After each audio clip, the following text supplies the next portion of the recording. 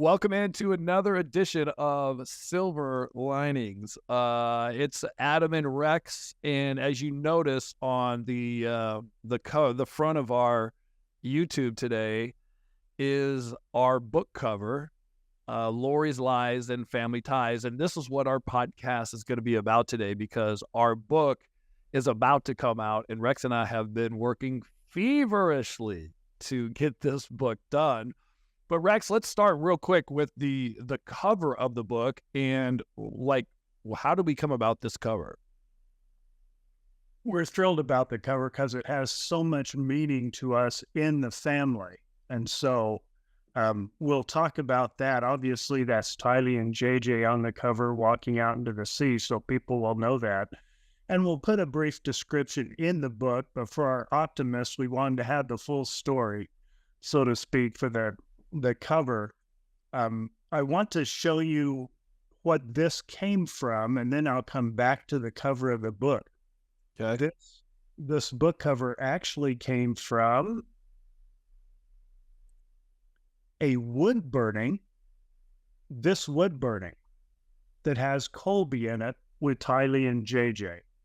The wood burning came from Kaylee Benish. Kaylee is Lori's first cousin. Kaylee's my daughter, and Lori's first cousin, and she was a nanny for Tylee and JJ.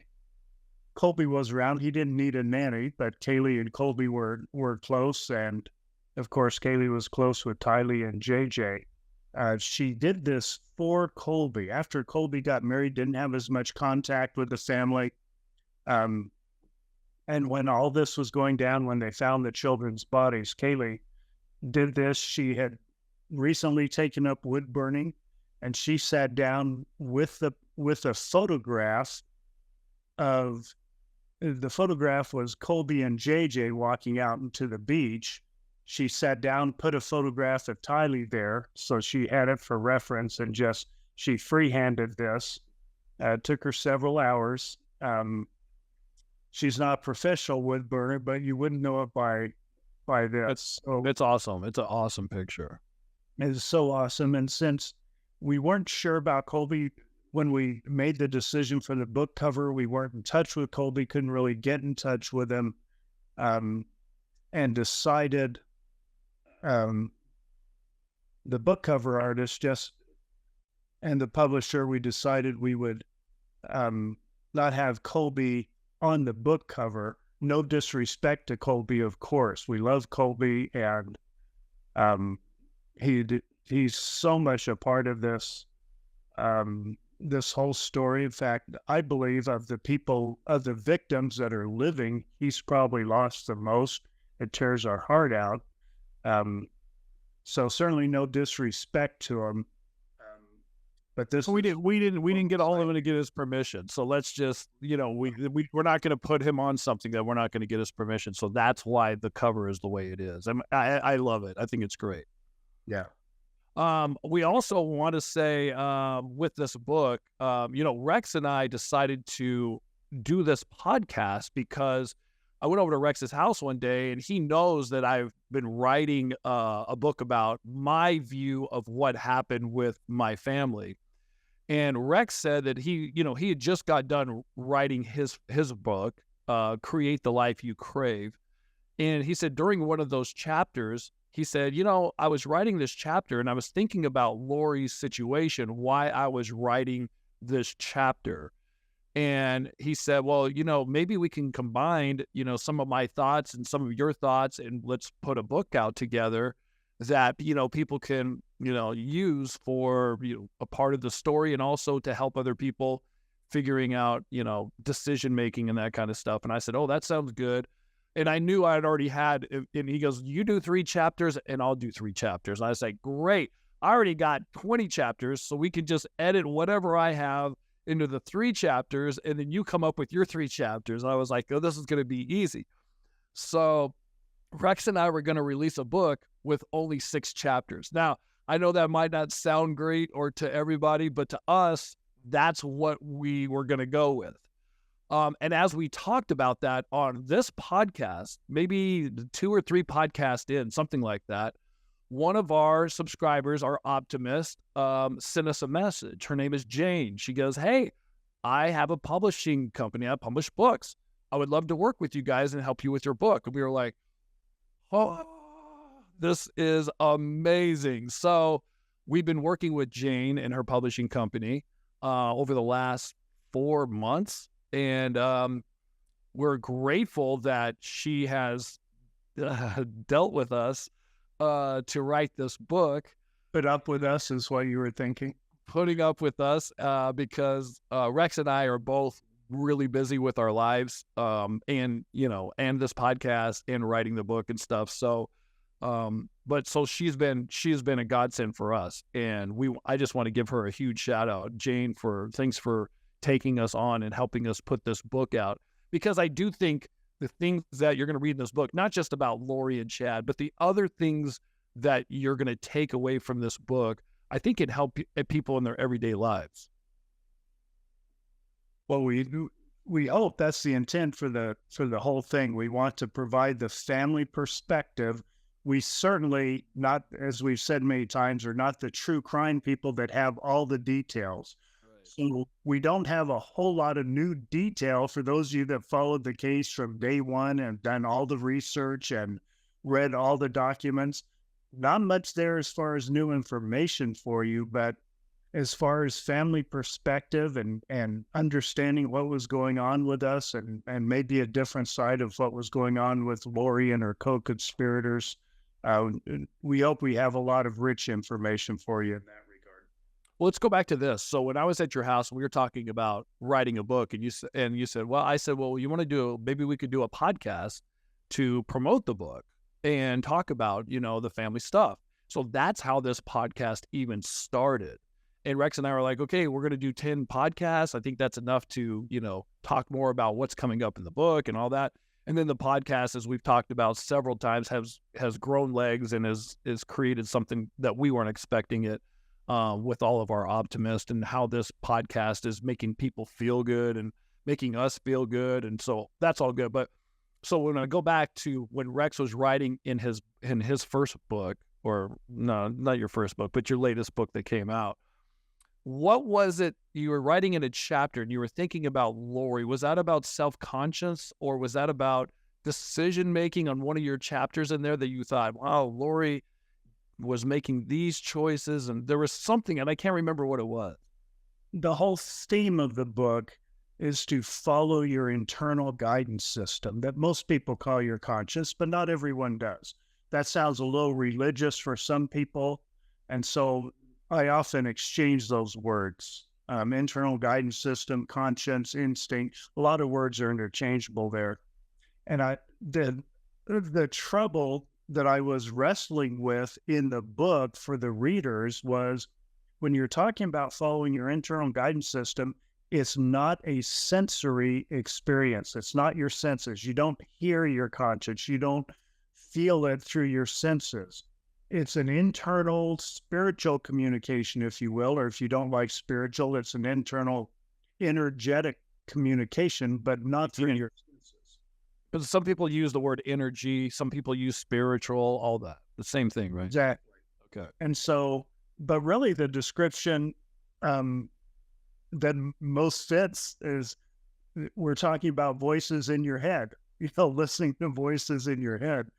And that's a bad connotation, but that was very apt for Lori and what was going on with her. And so I thought, I need to wrestle with this and get the right description, so we aren't talking about what Lori did, following voices in her head.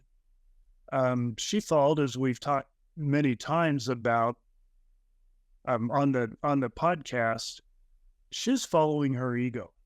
She is following her lust. Okay. As many of us do, we don't take it as far as Lori did, obviously. Right. But they were there for lust and ego and also money is what they are doing. That's all part of that internal communication. And it's all part of doing that instead of listening to your internal communication, which is your guidance system that keeps that lust and that ego in check. Ego's not a bad thing in and of itself. It's when we let it get out of control. Wanting self-gratification and physical things, food, sex, things we can also lust after, those are bad parts of us until we let them get out of control.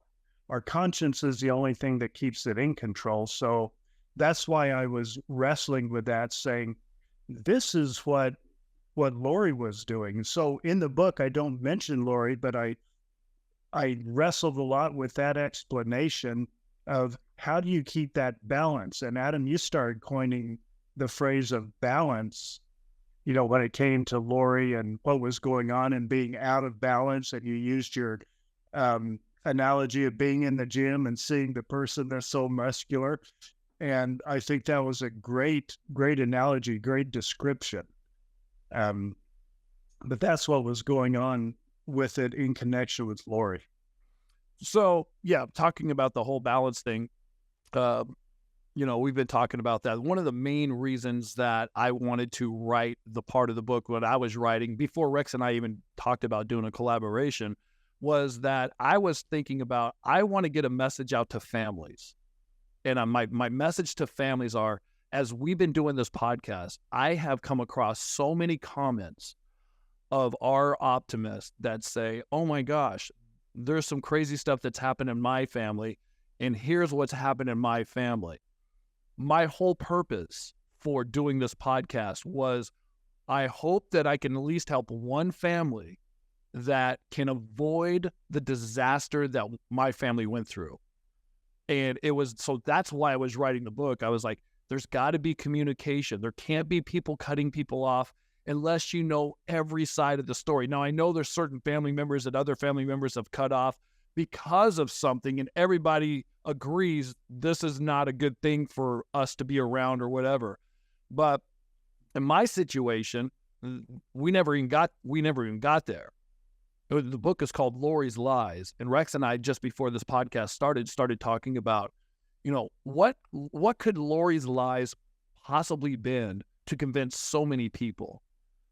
And, since Lori had cut me off, I didn't know what lies she was telling to my parents. I didn't know what lies she was telling to Summer. Obviously, I don't know what she, told to her friends, Melanie, Alex. I don't know what those lies look like. I don't know what she possibly could have been telling them. But because of that, or what she didn't tell them. The other thing about Lori is the cutoff thing. When somebody in your family goes to cut somebody else off, everybody should gather around and go, okay, let's figure this out. Why is Lori cutting people off? And that's the only thing I asked my parents. I was like, why would Lori cut me off? And my mom's response was, well, when she's ready to talk to you, she will. And I said, Mom, why would she cut me off? Like, you don't just cut people off. Let's talk about it. Why? What's the reason for it?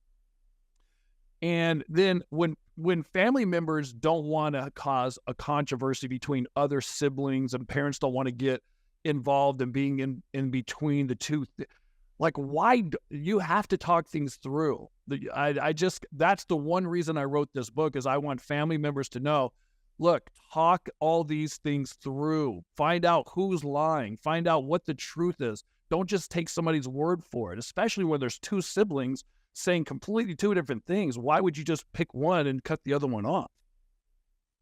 And also with that, if I could add in, Adam, it's not like we're saying that you made a mistake not sitting down with Lori and talking it through with her, because that was not an option. She was not having it. She was deliberately lying to different people, saying different things to different people. She wasn't looking for an intervention where let's get everyone together and talk this through. Yeah. She was orchestrating the opposite of that. But tell me if this is your point. Your point is rally whoever will talk, get together and all talk together and get on the same page so you can help the person that's creating the lies.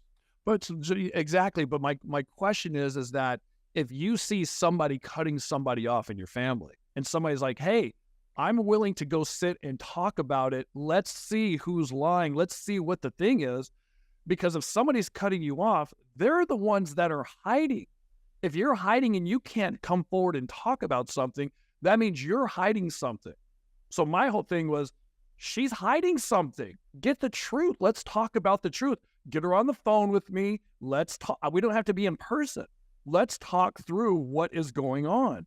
And that's my whole message to families now, is make sure you go through that process. Then once you go through that process, then you can decide, look, this person needs help, or this person doesn't need help, or we just don't want to be around this person because it's whatever it is, but at least get to that point. So anyways, I'm saying all this because that was my point of writing the book. For me, and Rex has his point about writing things, and we think both of these things can help people. And it's obvious after reading all these comments for the last, I don't know how long have we been doing a podcast for, since June. So, I mean, it was 3 or 4 months we've been doing this podcast. I'm amazed at some of the comments that people make and the things that they're going through. And my message is, guys, let's make sure that everything is, cross all the T's and dot the I's, and let's make sure before your family disintegrates that you can talk things through. Yeah, very valid. Another point, Adam, that you may not have mentioned when you were talking about why we wrote the book or why we did the podcast, we also felt the podcast would give us a sense of what people wanted to hear from us. And that's why we would always ask for comments. And we sure appreciate that, because there's a lot that we didn't see that we need to see through the eyes of y'all, the eyes of our optimists. And for example, one very easy example of that is we had no idea there was all this controversy around Adam, what happened when Charles was killed in the next few days. We just weren't aware of that until we started hearing it from people. Now, not everyone was kind about that. In fact, I'd say a majority of people who brought that up were downright rude about it. But the point being, we found out so we could address that, and we've addressed it the best we can. Some people are not going to be satisfied about explanations that don't go with their own narrative ever. And so, but we're able to address it. Otherwise, we wouldn't have known. And that's just one example. There's so much we've gotten from the comments where we said we need to address this. Yeah, I totally agree. I forgot about that. That was a huge part of the podcast, is we wanted to get the information from other people. Like, what do you want to know? What could you tell us? We all learned from each other during this podcast. Rex and I learned a bunch of stuff that we didn't know. Timeline, because for me, being in shock for 3 years, literally, I felt like I was in shock for 3 years. I probably was. That, the timeline, I remember things that happened, but then the timeline, I'm not exactly sure what day and what time and when all these things happened. I just remember the feelings that I had during that long period of time, and all the depression that I went through, and the loneliness, and all the things that just hit me in the face for 3 years. I just remembered certain things that happened and the feelings that I got. So my timing, if I said a month and it was 3 months, or vice versa, whatever it wasn't intentional for me to hide something. Obviously, I'm not hiding anything. I've tried to be telling the truth about everything, getting people to listen to me. So, yeah, it's been interesting. And let me further that same theme, if I could. First of all, thank you, Adam, for you went through all that, the depression, everything you talked about, and then you relived it in order to do the podcast and the book. Yeah. So that's difficult. We all benefited from that. But with that, the thought that you put forward, especially these last 2 weeks, as it's been crunch time for the book, trying to get it done, we've both had the opportunity. I'll talk about my experience with it. We've had the opportunity to relive as Jane and her team has asked us, hey, you need more reaction here. People will want to hear your reaction, what was going on during these killings. And we went back, and went through that timeline. And it's not that I blocked it, but I haven't wanted to think this through quite a bit, but this forced us to go back and think through it. And that timeline, now looking back, was such a short period of time from the time that Charles was killed. And then, as you described it, Adam, there was a killing spree. And we didn't know there was a killing spree. Even when each person died, when Tammy died, when Alex died, the children were already dead. Brandon was shot at. All of that happened in a relatively short period of time, especially looking back on it. But living it during that time, it wasn't a short period of time, because we're living our life, and all of a sudden there's some big news comes up.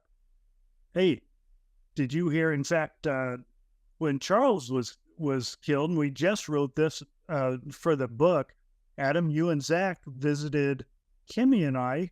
You happened to be in town. I happened to be in town. We met at my daughter's home the night before that. You were just stopping by because you couldn't really get a hold of Charles, but you weren't planning on doing anything with him till the next day anyway, after he had some time with JJ. Then you guys were going to get together. So you came over, and we knew a little bit about what Lori was into because of Janice telling us. Well, no, we would ask Janice. She wasn't forthcoming with a lot of that. But we'd ask us. She would tell us what she knew, but at the time she was cut off from Lori too. And so we're getting bits and pieces of information. I had the emails that Charles had sent, the now, very public emails that had Chad's light and dark scales in there. So you and Zach came over, and you were filling us in, since Zach had been living with Lori and right up until that time, and you'd had some conversations with Lori. You were filling us in on how bizarre this had gotten. And then a few days later, when my brother called me and said, what do you know about the death of Charles Vallow? I was just in town a few days ago. I said, what do you mean the death of Charles Vallow? Wait, so I never asked this question to you. So how did you find out Charles died? My brother called me and said, what do you know about the death of Charles Vallow? What day was that on? Was that on a Saturday or Sunday? That was Sunday. Because I found out Saturday. You found out Sunday. Okay. But I found out like you did. Someone said it. I looked it up in the media. And so then I started calling people and hearing versions, and, things weren't adding up. But right away, my first thought was, oh, I don't think this was self-defense. But I'm still piecing things together. Yeah. We all were just piecing things together. And then it's not like all this information, that a lot of people got the information dumped when the police dumped a whole lot of data. We didn't have that. That's nothing going day to day. Right. We're just trying to figure things out. We're talking to each other, talking about what we suspect. We're doing wild speculations. Yes. And so those things seemed like a long time between events. But I will tell you this. When Charles was killed, and I because I didn't get a text back from anybody, Alex, Colby, like everybody shut me off. I was like, something's not right. Nobody told anybody in the family. Nothing seemed right. I went with my gut feeling, like you said. So I knew that. I was like, well, that whatever they described, plus there was 10 different stories of what actually happened from all my family members. It was 10 different things. And then after that, then when I found out Tammy died, I was like, so you're telling me Lori's husband, Charles, is dead, and you're telling me Chad's wife is just dead? She just died in her sleep? I was like, okay, and I was losing my mind knowing that something's going on. And I knew Brandon got shot at, because I was one of the first people Brandon called when he got shot at. I was like, Alex is going on a killing spree. And that's the first thing I thought in my mind. what are you going to do? Go tell the police? Alex is going on a killing spree. They look at me like I was nuts. First of all, they let it go, saying Alex killed, self-defense. Second of all, Tammy lives with some other. It was a natural causes. Her death was natural causes. Could you imagine me trying to go to the police to explain that I think Alex is going on a killing spree for Lori and Chad at that point? They would probably lock me up. Yeah, there just wasn't that option. The police already were involved in investigating. It's not like hearing it from someone else with no evidence, just the story saying that they've already heard. It's not like they can do something with that information. Which I already told the police about when Charles got killed. I was like, oh my gosh. And then Alex died of natural causes. Tammy died of natural causes. Joe's dies of natural causes. Charles was killed in self-defense. Brandon got shot at. The bullet missed him by, there's so much that was just happening. Yeah, when that was happening, you could start piecing it together when the deaths started piling up. Until then, you just didn't know there wasn't information during that time. No, because Lori had cut everybody off. When we talk about Lori's lies in this book, it's the lies that she told other people, but it's also her not telling anybody anything about what she's doing. Or telling different bits and pieces to different people. It was a combination. Lori was orchestrating the information she wanted to get out. Of course she is. What criminal wouldn't do that? Right. What murderer doesn't do that? So you're going to be open with people. And so that was a confusing sign. So writing the book, confusing isn't the right. It was just such a frustrating time because we couldn't get enough information from places. But writing the book got me back into that mindset where you didn't get all the pieces at once. You got in bits and pieces, and we didn't know to write for FOIA documents or it's not like we thought of it's not like we would get that right away anyway. So that's a tough time, but as the killings started piling up, the picture got real clear. When Alex died, do you remember how you heard about that? I heard Alex died, and something about his wife had made the call. What wife? He's not even married. That must be a mistake. Right. Oh yeah, he is married. What? That is just mind-boggling stuff. As events happened, in the sequence they happened, there wasn't anything to put them together except our wild speculations.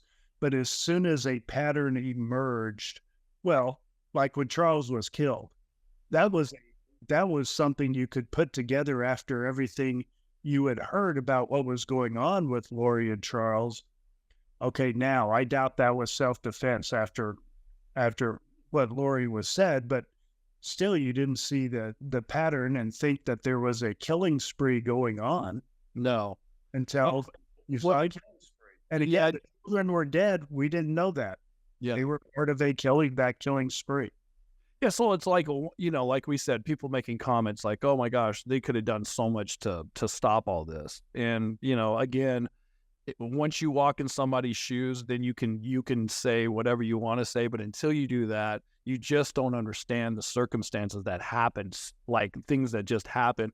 And the police not being, being on Lori's side, letting her and Alex go after they killed Charles. That's the biggest thing too. It's like, they're like, oh, well, that's fine. If that would have, I think if we could have stopped it there, then I think a lot of things could have been, stopped, but it didn't happen. We could have, but we didn't know. Stop what? We didn't know it was going to, that was. No, right.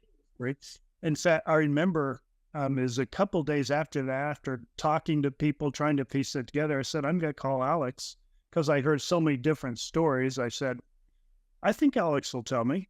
Of his self-defense, he'll tell me his story.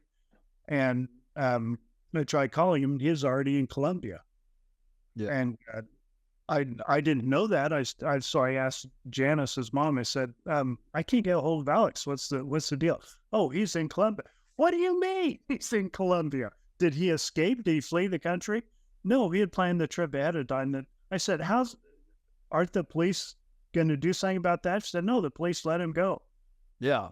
So that's all these. So people don't realize all these things that were happening. So in our book, we write about all the things that are from our perspective of things that happened with everybody. And there's so many people in this book. There's Brandon that we haven't really talked about Brandon. We didn't talk about it much in the book. Yeah.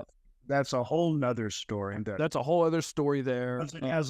It hasn't played out yet. Right. That case is coming up. Tammy's death, when that happened, what were we feeling and why, and I mentioned like that. I was like, oh my gosh, me thinking about when Lori was, shopping for wedding rings when Tammy was still alive. And there's a lot of things in the book that I'm writing about that really got to me. But the timing, that's the whole thing, is this timing thing is like, well, this happened at this time and this time and this time. Obviously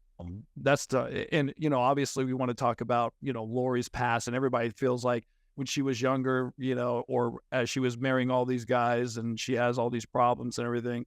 There's a lot of times I didn't see any of it. Right. So not to say people are wrong to think what they thought, but your point is you didn't see that stuff. I didn't see that stuff. Yeah. In hindsight, you can piece things together and say, well, this probably influenced her and this was a factor. Could be. We just didn't. Well, the one thing that we do want to mention is that, we've been working with Many Realms Media. That's Jane Harris. She's a optimist. She's watched our podcast. She's helping us put this book together. Our book is supposed to come out November 1st.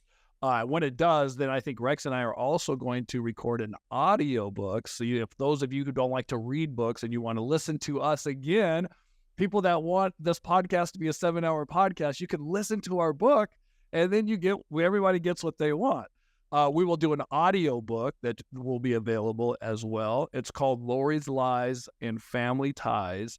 That's the book. It's coming out November 1st, which is a few weeks away.